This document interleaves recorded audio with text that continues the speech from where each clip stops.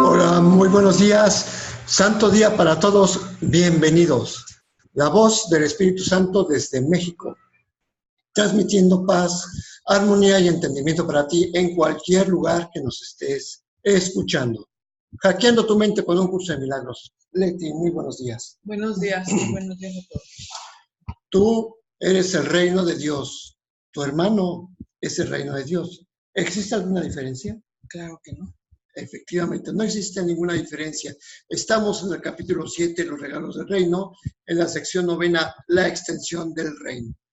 Y pues ayer estábamos viendo que solo nosotros somos los que podemos limitar nuestro poder creativo. El egoísmo es cosa del ego, pero la plenitud del ser pertenece al ámbito del espíritu porque así es como Dios lo creó. El Espíritu Santo mora en la parte de la mente que yace entre el ego y el espíritu, mediando siempre entre ellos a favor del espíritu. Y para el ego eso es ser imparcial. Pero pues es que podemos entender. Es ser parcial, ¿no? Es ser parcial, perdón. O sea, para el ego el espíritu siempre es parcial, siempre el Espíritu Santo siempre está hablando de Dios y del espíritu.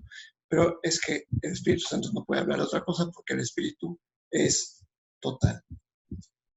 Y pues no se puede decir que el Espíritu Santo sea parcial o imparcial. Es que Él ve la totalidad, ve la única realidad. O sea, no es de que esté, sea parcial o imparcial. Bueno, no es que esté a favor de Dios y en contra del ego, simplemente nada más está en contra de la verdad y no hay otra verdad más que Dios. Exactamente. Y por eso el Espíritu sabe que la conciencia de todos sus hermanos está incluida en su propia conciencia, tal como está incluida en Dios. Así que, o sea, por necesidad, el ego no puede prevalecer contra una totalidad que incluye a Dios porque, o sea, si es totalidad, incluye a Dios. Así, o sea, no existen más que una sola totalidad. Y así el espíritu fue creado como resultado de un acto de compartir. Su voluntad es crear, no desea limitar a Dios, sino que su voluntad es extender a su ser, porque así es como lo hace Dios. Y bueno, pues vamos a continuar con la lectura a partir del párrafo número 3. Extender el ser de Dios es la única función del espíritu.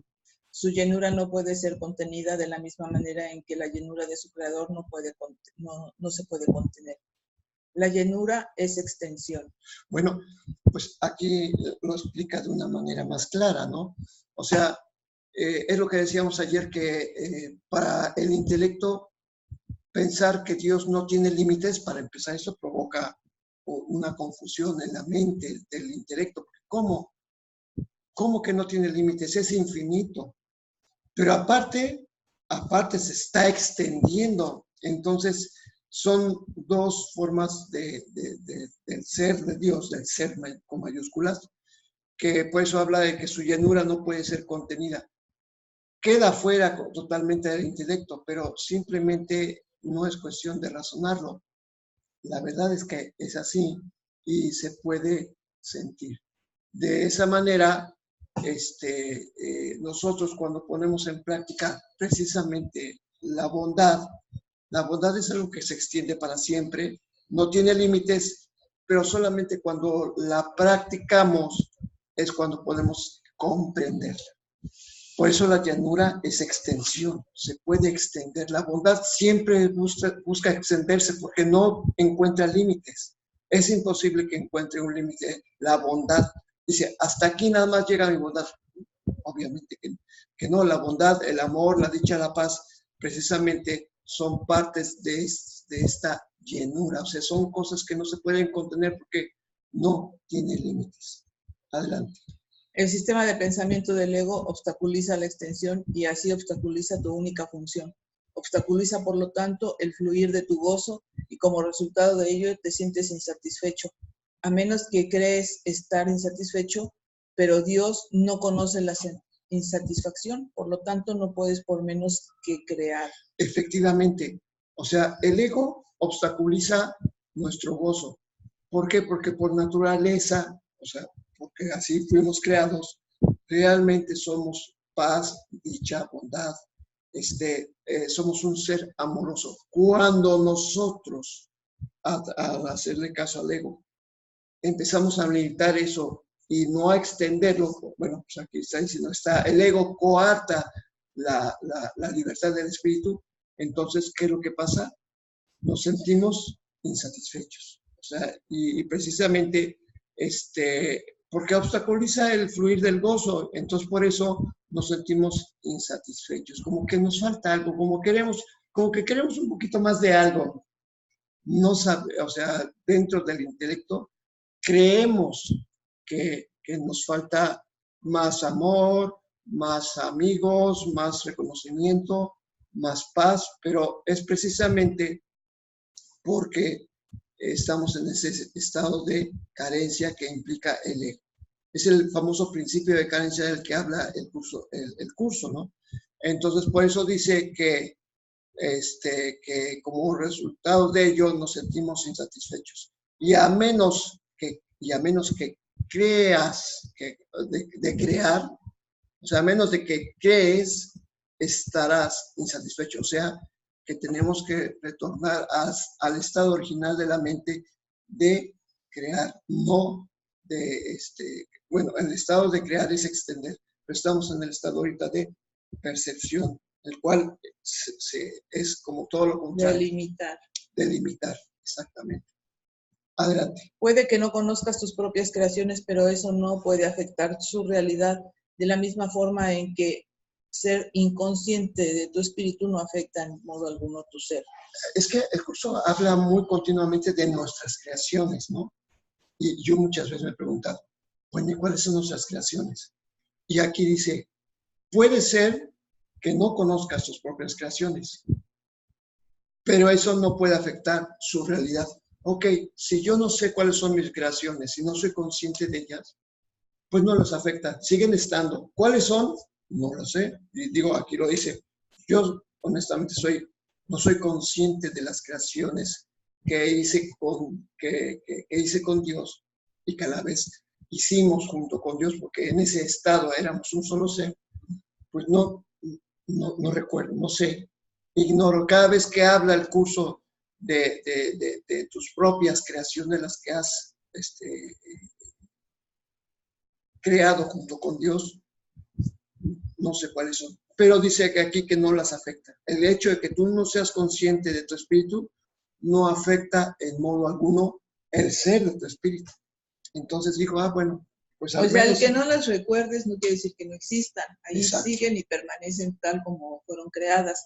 Así de la misma manera que no estés consciente de tu espíritu, de quién eres en realidad, pues no afecta porque sigue siendo tal como Dios te creó. Eso no puede cambiar porque esas son las creaciones de Dios. Así que no cambia nada más porque no seas consciente de eso. Y sin embargo, el percibir eso, dice, de alguna manera te dice, no has cambiado en nada el ser de Dios. Por eso. Ni tú mismo. Entonces, como que te dices, bueno, tengo que estar tranquilo. ¿Por qué? Porque sin importar mis distorsiones mentales, finalmente el verdadero ser que soy sigue siendo. Y entonces eso, pues de alguna manera te hace estar tranquilo, como que dices, bueno, no la he regado, no he destruido algo. No, es imposible que lo destruyas. Entonces dices, bueno, no sé qué es, pero me hace sentir bien. ¿Por qué? Porque finalmente sigue estando la creación de Dios tal como Él la creó. Adelante. El reino se extiende para siempre porque está en la mente de Dios. No conoce tu propio gozo porque no conoces la plenitud de tu propio ser. Excluye cualquier parte del reino y no podrás gozar de plenitud. Ok. Dice aquí que no conozco mi propio gozo porque no conozco la plenitud de mi propio ser. Y dice, muy interesante, no conoces tu propio ser porque estás excluyendo partes del reino. Aquella persona sí la quiero y sí la bendigo, pero esta otra no. Entonces, estamos haciendo exclusiones. Y eso, pues, hace que sigamos estando en esta mente dividida, porque no podemos conocer la plenitud. Entonces, tenemos que estar así como muy, muy al tanto, a ver quién es, a quién estoy excluyendo. Porque en el momento que estoy excluyendo a alguien, me estoy excluyendo a mí mismo. O sea, porque no estoy siendo consciente de la plenitud de mi ser. O sea, no podemos estar excluyendo a nadie porque automáticamente quedamos nosotros también fuera del reino. O sea, es que esa es Ya habíamos dicho antes que no puedes bendecir a una parte de la filiación nada más. O bendices todo o maldices todo, porque no puedes nada más elegir a una parte. ¿Y por qué no se puede? Pues simplemente porque somos un mismo ser, que ahorita Claro. nos vemos divididos y el propósito es llegar a esa unidad en la filiación. Entonces no es posible que a unos los excluyas. ¿Por qué? Porque siguen siendo parte de uno mismo, de uno solo. Entonces no es posible hacer eso, es imposible. Claro, Entonces es como si tú renegaras de tus pies, pero de tus manos no. Es que iba a poner un ejemplo exactamente con los dedos. Es como si yo renegara del dedo anular. Porque no sabe hacer nada. Porque no sabe hacer nada y entonces estoy maldiciendo a toda la mano. Y con eso estoy maldiciendo a todo el ser. Pues es un ejemplo muy bueno. O sea, no puedes desechar un pie porque al mismo tiempo estás maldiciendo a la mano. Somos parte de un mismo ser. La filiación. Una mente dividida no puede percibir su llenura y necesita que el milagro de su plenitud alboree en ella y la cure. Esto vuelve a despertar la plenitud en dicha mente y al aceptar dicha plenitud se reincorpora al reino. Ok. Por lo tanto, es otra manera de decir, bendice siempre. Bendice siempre a todos, a cualquiera que esté en tu camino, sin importar lo que tus ojos vean. Tú bendícelo. O sea, desde el centro de tu ser, porque, o sea, aquí dice aceptar, estás aceptando que es tu hermano y por lo tanto estás reintegrándolo al reino y al mismo tiempo te reintegras a ti. Por eso aceptar dicha plenitud te reincorpora al reino.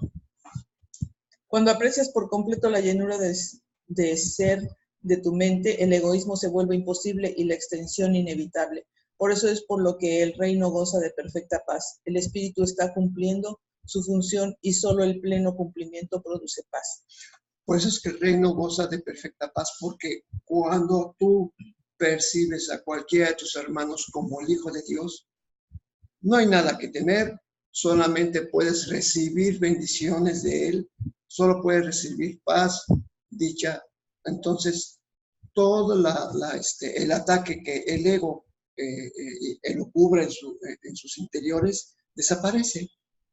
Por eso el reino goza de perfecta paz. ¿Por qué? Porque siempre estás en presencia de lo bendito. Entonces, por eso, en este caso, el egoísmo se vuelve imposible, porque el egoísmo implica tener intereses separados. Pero cuando estás frente a lo bendito, tus intereses separados desaparecen. Por eso, la invitación nuevamente del curso, bendice a todo mundo, porque en la medida que bendigas a todo el mundo, te estás bendiciendo a ti mismo y estás reintegrándote al reino. Y bueno, pues por eso, de alguna manera, no conocemos toda nuestra mente. Por eso caemos en el estado de carencia. La única manera de poder abordar a toda la mente es bendiciendo. Y precisamente tiene que ver mucho con lo que vimos ayer y con lo que vamos a ver hoy del manual para el maestro, porque ayer en la pregunta 11 estaba diciendo, ¿es posible la paz en este mundo? Y entonces iniciaba que esta es una pregunta que todo mundo debe hacerse, porque Dios ofrece salvación al mundo, pero nuestros juicios quieren condenar al mundo. Dios afirma que la muerte no existe y nuestro juicio ve a la muerte como el final inevitable de la vida. O sea, la palabra de Dios nos asegura que Dios ama al mundo, pero nuestros juicios afirman que el mundo no es digno de ser amado. ¿Quién tiene la razón entonces? ¿Es posible la paz en este mundo? Pues por lo pronto dice que la paz es posible en nuestra mente y de ahí se extiende al mundo. Entonces ahora la pregunta es diferente. Ya no ¿es posible la paz en este mundo? Más bien es, ¿cómo sería posible que no existiese paz aquí? Si la mente de Dios es sin límite y está en mi mente, dentro de mi ser, entonces, ¿podría haber algún lugar donde no pueda haber paz? Entonces, por lo tanto, es posible la paz en nuestra mente y desde allí la extendemos hacia el mundo. O sea, por lo tanto, sí es posible que haya paz en este mundo porque finalmente, ¿qué es? Es una percepción de un pensamiento interno. Entonces, y precisamente como es una percepción y de un pensamiento interno y la paz yace en nuestra mente, viene la pregunta 12, que es inevitable. ¿Cuántos maestros de Dios se necesita para salvar al mundo? La respuesta a esta pregunta es uno solo. Un maestro absolutamente perfecto que haya completado su aprendizaje es suficiente.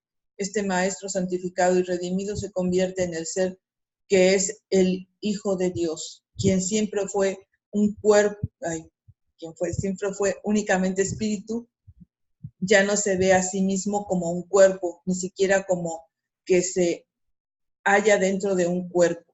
Por lo tanto, es ilimitado y al no tener límites, sus pensamientos están unidos eternamente a los de Dios. La percepción que tiene de sí mismo está basada en el juicio de Dios, no en el suyo propio. De esta manera comparte la voluntad de Dios y lleva sus pensamientos a las mentes que todavía están engañadas.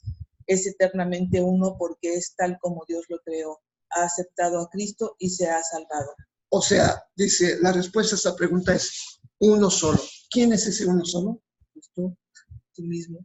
Bueno, debería ser uno, más sin embargo, si hay uno, o sea, real, Cristo, Jesús. Jesús es el maestro absolutamente perfecto que completó su aprendizaje. Por lo tanto, dice aquí, ¿cuántos maestros de Dios se necesita para salvar al mundo? Bueno, por lo pronto dice que uno solo. Ya está. Ahí está Jesús. Está Jesús. Pero además, ¿qué es lo que pasa? Jesús solamente ve unidad. Y aquí es donde entramos a un campo como en el campo de las paradojas. ¿Por qué? Porque si Jesús alcanzó la salvación, alcanzó este conocimiento, ya ha sido santificado y redimido, pues entonces, gracias a Él, todos nosotros ya nos hemos salvado. Lo que pasa es que no nos hemos dado cuenta y necesitamos aceptarlo para darnos cuenta. O sea, y por eso cada uno de nosotros se vuelve un maestro. Porque nosotros todavía seguimos pensando que somos hijos del hombre. Y más bien somos hijos de Dios. Adelante en el segundo, porque aquí está aclarado. De esta forma el Hijo del Hombre se vuelve el Hijo de Dios. Esto no es realmente un cambio, es más bien un cambio de mentalidad. Ok, es que el cambio de mentalidad, o sea, ¿qué es lo que cambió? ¿Cuál es la diferencia entre el Hijo del Hombre y el Hijo de Dios? No es que haya desaparecido el cuerpo y que solamente quede el espíritu.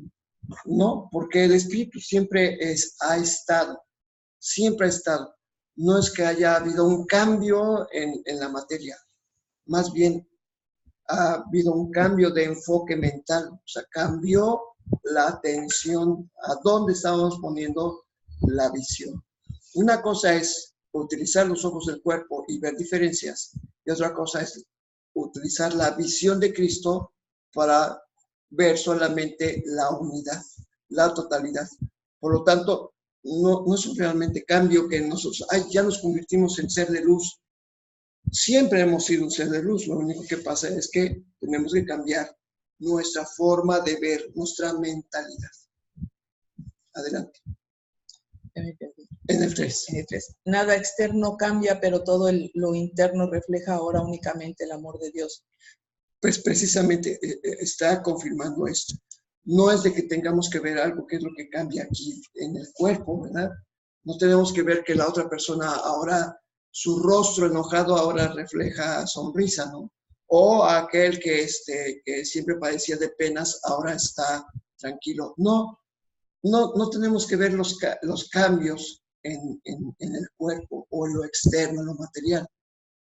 Es que todo se refleja en lo interno. Y en lo interno es donde yace el amor de Dios. Ya no hay que temer a Dios, pues la mente no ve ninguna razón para el castigo. Los maestros de Dios aparentan ser muchos, pues eso es lo que necesita el mundo. Mas al estar unidos en un solo propósito, el cual comparten con Dios, ¿cómo podría haber separación entre ellos? ¿Qué importa entonces si se presentan de muchas maneras? Sus mentes son una y así su unión es total. Y Dios opera ahora a través de ellos cual uno solo, pues eso es lo que son. Esa es ¿por qué el mundo necesita muchos maestros en apariencia? Porque nosotros al tener la mente dividida, creemos que somos miles de millones de seres. Por lo tanto, o sea, ante una necesidad, digo, para el ego podría parecer, oye, es que son muchas personas. Pues para eso también se necesitan muchos maestros. Pero es una apariencia, nada más. O sea, lo que está buscando el curso es que vuelvas a reintegrar tu mente y te des cuenta que solamente existe el amor. Y los maestros de Dios que están sobre el mundo están hablando exactamente lo mismo. Hablan sobre un mismo propósito. Realmente no hay separación entre ellos, porque sus mentes están unidas en un solo propósito y su unión es total. ¿Por qué? Porque Dios opera a través de ellos. El Espíritu Santo se comunica a través de las mentes de los maestros de Dios para extender la verdad. Entonces, eso es lo que son. Entonces, finalmente cada uno de los seres que vive sobre este mundo, como contiene al Espíritu Santo en sus propias mentes, pues todos somos maestros. Potencialmente todos somos maestros. Lo que pasa es que un maestro más despierto lo que va a hacer es llevar la verdad a otro y en ese momento acepta la verdad y entonces despierta a este hecho. Y por eso decía eso de los de la enfermedad. Decía, ¿cuál es la función de los maestros de Dios? Y pues para aquel que ha despertado a otro maestro, su función es únicamente gozarse del conocimiento, ¿no? ¿Sí?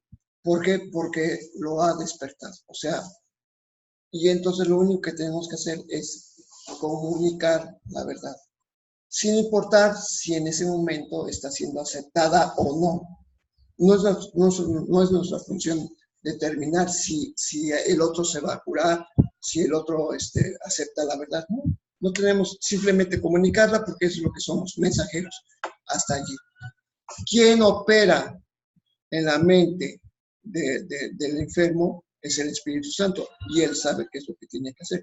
Nosotros solamente llevamos la verdad, la comunicamos y hasta allí. No nos tenemos que entretener nada. Por eso nuestras mentes son una, porque dejamos que el Espíritu Santo obre tanto en la mente del paciente como en nuestra mente. Y no tenemos más que ser una mente con el Espíritu Santo. Así que por eso, ¿cuántos maestros de Dios se necesitan para salvar al mundo? Bueno, pues la respuesta es que volvemos a la paradoja. Uno, porque el maestro de Dios, con mayúsculas, opera en todas las mentes.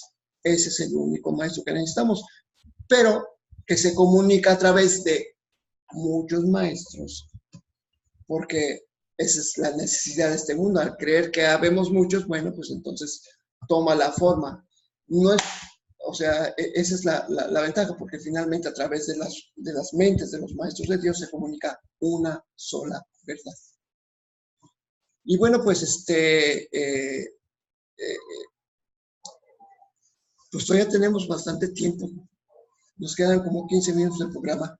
¿Cómo ves si nos seguimos con la misma pregunta del manual para el maestro? Vamos a abrir el libro, que esto lo tenemos en un guión en Word, y según en la versión PDF es la página 1114. Así que nos dirigimos. Mientras abrimos, quiero saludar a los que están presentes en la transmisión. Están Cristina, Juan Carlos, Janet, qué bueno que están con nosotros. Si quieren hacer algún comentario, pues ya saben, pueden conectar el micrófono y hacer comentario o hacer una pregunta. Ya estoy lista. Adelante, empezamos, Leti. ¿Por qué es necesaria la ilusión de que hay muchos? Únicamente porque para las ilusiones la realidad no es comprensible. Para los ilusos, la realidad. Perdón, para los ilusos la realidad no es comprensible. Son muy pocos los que pueden oír la voz de Dios y ni siquiera estos pueden comunicar sus mensajes directamente por medio del Espíritu que se los dio. Efectivamente, o sea, son muy pocos los que pueden oír la voz de Dios. O sea, sí, efectivamente, porque ya hemos dicho que requiere un entrenamiento, implica estar deshaciendo nuestros cuestionamientos, ¿sí? Y aún así, ni siquiera estos, los poquitos que escuchan la voz de Dios, pueden comunicar sus mensajes directamente por medio del Espíritu que se los dio. Pues sí, porque, o sea, qué fácil sería. Mira, este es el Espíritu, toma. Lo que pasa es que todos tenemos el Espíritu, pero como hemos negado la presencia del Espíritu Santo en nuestra vida, o sea, la presencia de Dios, pues es obvio que no podemos comunicarlo. Me pareció oír que se abrió un micrófono, nada más déjame checar. No, hay una mano levantada. Vamos a escuchar a Cristina. Te escuchamos, Cristi, adelante.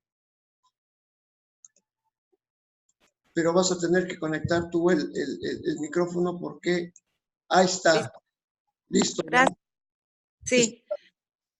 Oye, por lo que están comentando, pues me llegaron a algo que yo siempre tenía como duda.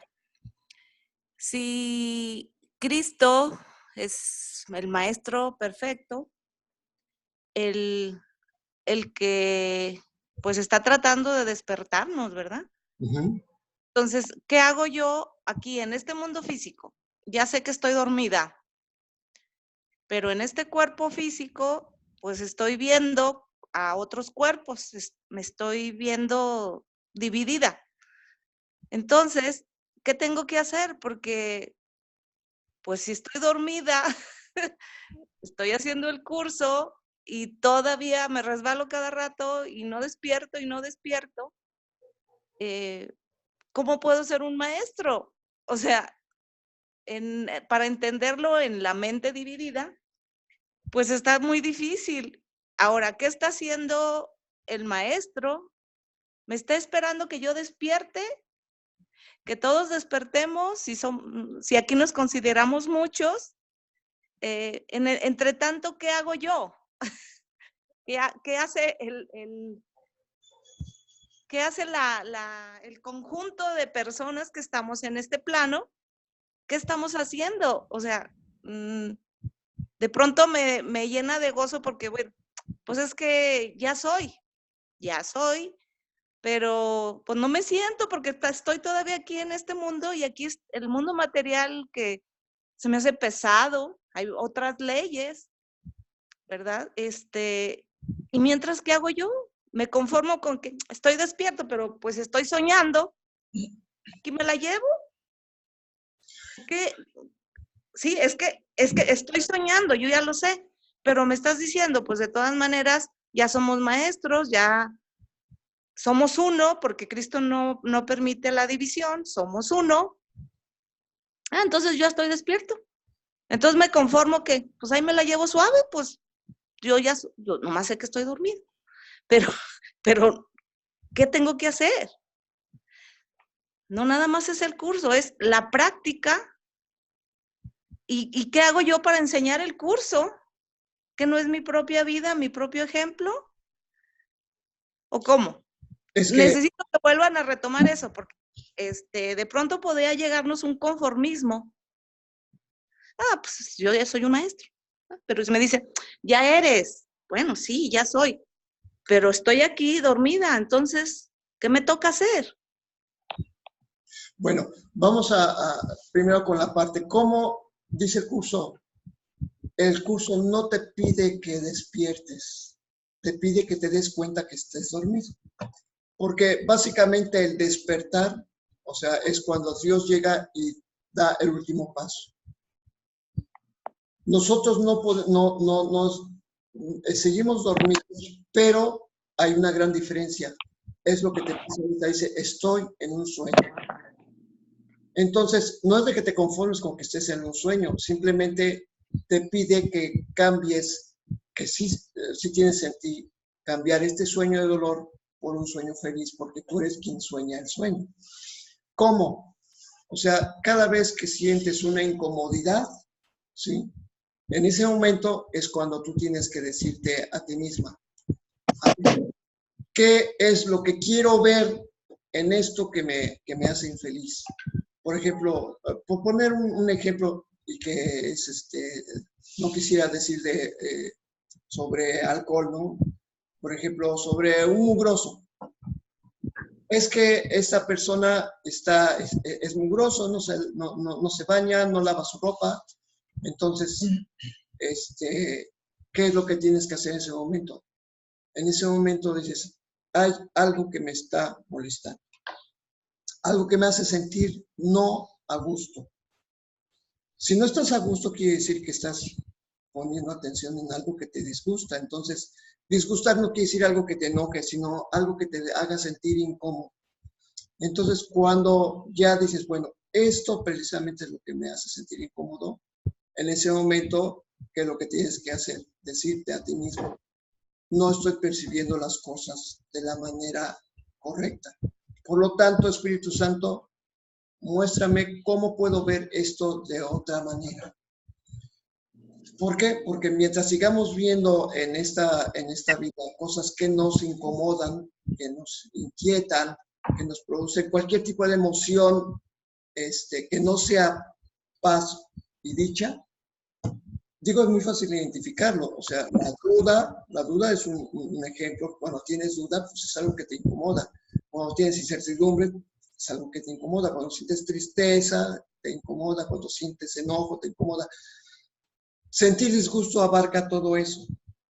Entonces, cuando tú te sientes incómoda, lo primero que tienes que hacer, ¿para qué siento esto? ¿Qué propósito tiene esto que siento? Y entonces empieza a surgir una serie de contestaciones y tienes que seguir preguntando, ¿y para qué esto? ¿Y para qué el otro?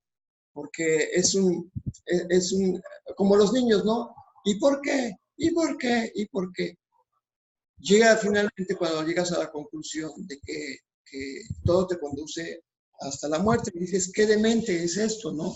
Pues quiero aprender a ver esto de una manera completamente distinta. No hay tu elección, Cristina, decidir si vas a enseñar o no el curso, porque es imposible. Todo el tiempo lo estamos enseñando. No es que elijas decir, bueno, pues ahora me voy a sentar a explicar a través de Zoom, porque ya soy un maestro. Pues precisamente nosotros nos hemos hecho esa misma pregunta y por eso compartimos el curso a través de esto, pero porque queremos entenderlo, es una manera de entenderlo, pero no es el único camino, porque finalmente estés en la transmisión o estés lavando los trastes, estés en tu despacho, estés barriendo la casa, estés bañándote o dormida en tu cama, finalmente estás enseñando el curso de todas las maneras, en todas las maneras, porque para la mente no hay estados de conciencia. Entonces, te dices, bueno, ¿y cómo lo enseño? Pues lo único que tienes que hacer es estar en paz, o sea, estar, alerta de lo que tienes en tu mente. Adelante.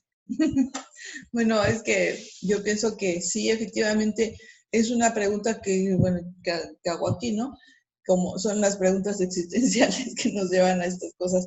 Pero, o sea, si el primer propósito es que nos demos cuenta que estamos dormidos, entender que esto es un sueño y empezar a buscar ese sueño feliz, ¿sí? Porque sigue siendo un sueño cuando nosotros queremos hacer las cosas, ver las cosas de otra manera, ¿no?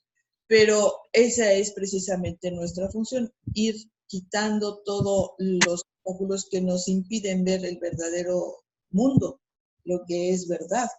Y entonces por eso hemos hecho todos estos ejercicios de ir quitándonos los paradigmas, las creencias y todo esto, ¿no? ¿Para qué? Para aceptar nuestro propio ser. Cuando uno acepta el verdadero ser que somos, no tienes otra cosa más que elegirte en este mundo como eso, como lo que eres, y de esa manera estás enseñando. ¿Por qué? Porque está en ti eso y entonces inmediatamente cambia tu forma de ser. No necesito yo hacer un esfuerzo y decir, ay no, ya no me voy a sentar así porque esto está mal. No, cuando tú aceptas quién eres, pero con certeza, con plenitud, de veras, pues ya no tienes que hacer más que seguir dirigiéndote al mundo. Y de esta manera, ¿qué pasa?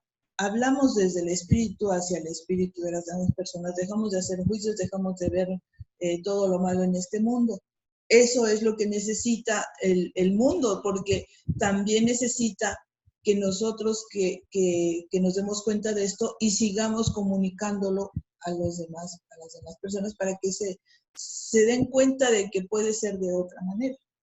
Entonces, esa es parte de las funciones que tenemos por estar aquí. Inclusive dice en una parte, necesitas tus ojos, tu voz, tus manos y tus pies, porque tienes que seguir comunicando lo que tú ya aceptaste en ti, pero primero lo tienes que aceptar. Cuando no está plenamente aceptado, pues es lo que estamos pasando, que a veces tenemos esa dualidad en la mente que no estamos enseñando nada todavía porque no aceptamos todo nuestro verdadero ser en nosotros. Todavía estamos enseñando enfermedad y curación, o sea, no es todavía pleno.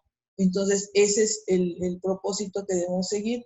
Y dice, bueno, pero ¿para qué? Pues ya de todos modos Jesús ya hizo todo el trabajo, pues yo aquí me la paso bien tranqui. O sea, que hacer también, ¿no? Pero que seas consciente de ya no seguir dividiendo en tu mente todo, haciendo juicios, seguir haciendo lo mismo, ¿no? O sea, si ya estuviera uno en paz, no es necesario que uno tenga que enseñar, ni mucho menos. Alguna vez me decías, es que tienes que enseñar para que aprendas. No es necesario, simplemente con que yo acepte la verdad, con eso es más que suficiente. ¿Sí? De hecho, un ejemplo de Siddhartha Gautama, cuando todavía no era el iluminado, él dijo que comenta en las narraciones que él hace, que el día que salió del palacio le llamó mucho la atención que había dolor, que había muerte, que había enfermedad, que había carencia. Y a él se le había negado ver eso porque decían que iba a ser un gran reformador. Pero su padre no quería eso. Entonces, cuando sale, le impacta tanto ver el mundo que vivimos, pero dentro de ese mundo vio a una persona que caminaba con confianza, que ayudaba a todo el mundo y que siempre estaba consolando. Y entonces, esa imagen se le quedó grabada a Siddhartha Gautama. Y precisamente esa imagen de un ser que era inmune al dolor, él dijo, yo quiero llegar a ser exactamente igual que ese ser. Y precisamente fue impactado por las actitudes de un ser que estaba en paz.